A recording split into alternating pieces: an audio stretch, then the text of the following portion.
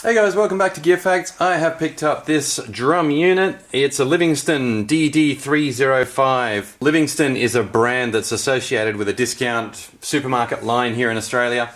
I've heard varying reports about their quality, and this is the first product of theirs that I have ever tried. It does resemble the Ashton unit of similar size and shape, and I wouldn't be surprised if these two brands shared some engineering. Anyway, enough talk, let's get into hearing some sounds. I'll turn my master volume right up. Looks like it already was up. We've got 0 through to 9 as our levels.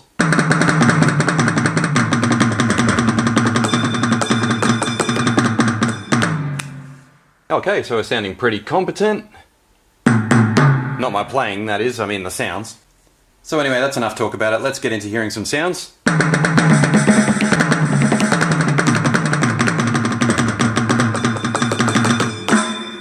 So that's the first kit. All sounds pretty good.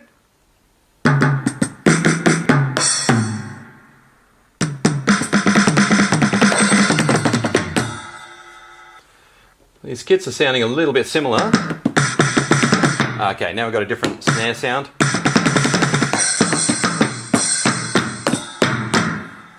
What we have to do now to augment the sounds is plug in these. So we've got foot control as well. I'm on the floor at the moment, so I can't really use my feet. But anyway, I'll put them down here. Or maybe here where they can be seen.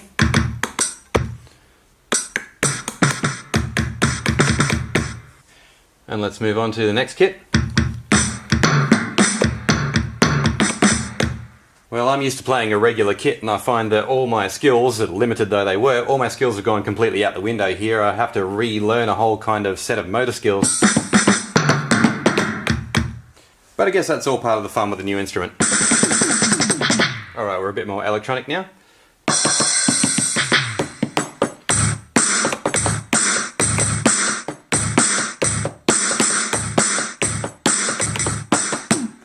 So you have to slap the skins reasonably hard there. The volume is on maximum, and I guess you're probably hearing as much acoustic sound as you are actual electronic sound. But anyway, we'll persevere on to kit number 7.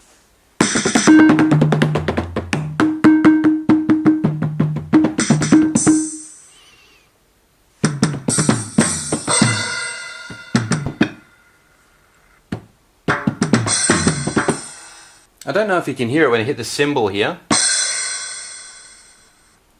but there's a little bit of static at the end, so the sample's a little bit gravelly, but still, anybody who buys this kind of thing is probably looking more to practice and just have fun rather than be a professional performer.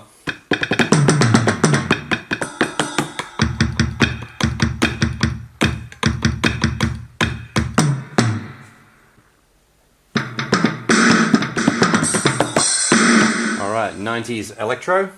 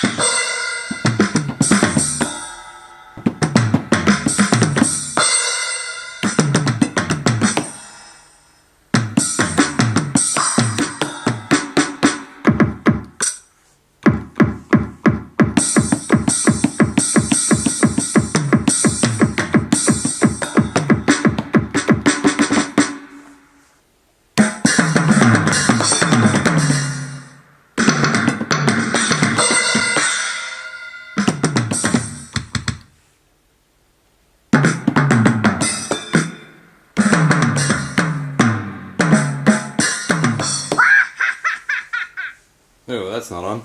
The snare drum in this kit though has a nice feel.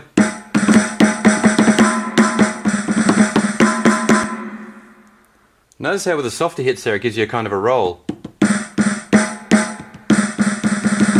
And then as your velocity increases, you get a kind of a nice even snare hit. But a really hard one will give you that real pop. So you can do this. So that's a nice touch there.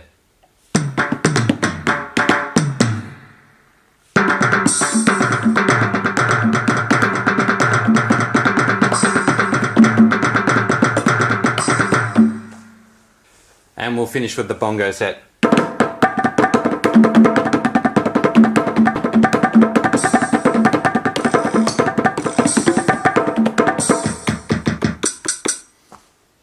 And that's always a whole lot of fun.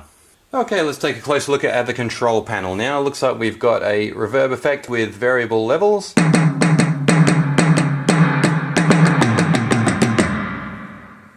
We've got a metronome button here. We can record our own rhythms, master volume of course, accompaniment volume and tempo. Over on the other side we can start and stop our rhythm.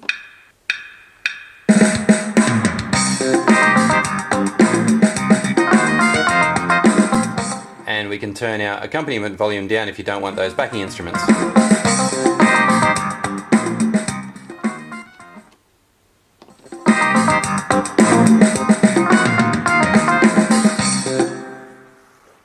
And we've got demo tune as well.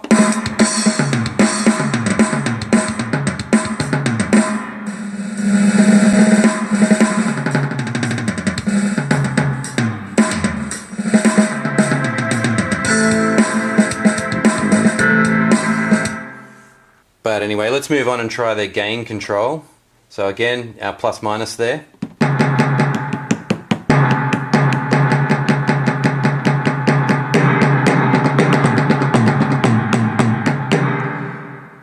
So you're setting the volume basically for each of the pads. The gain control is what's going to do that for you. You can also pan left and right, set overall volume and save that setup as well. Got to be honest guys, I haven't figured out what the drum off sound is. It doesn't seem to mute anything or have any effect.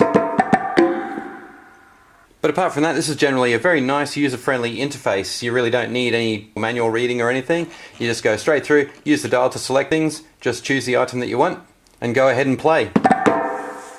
It's nice to see an instrument organised so simply. Back panel now, and it's all very straightforward. We've just got our headphone socket there, the sockets here for the two pedals that we had plugged in earlier, USB for control if you're connecting it up to a computer, and then on the end is the 12-volt power supply.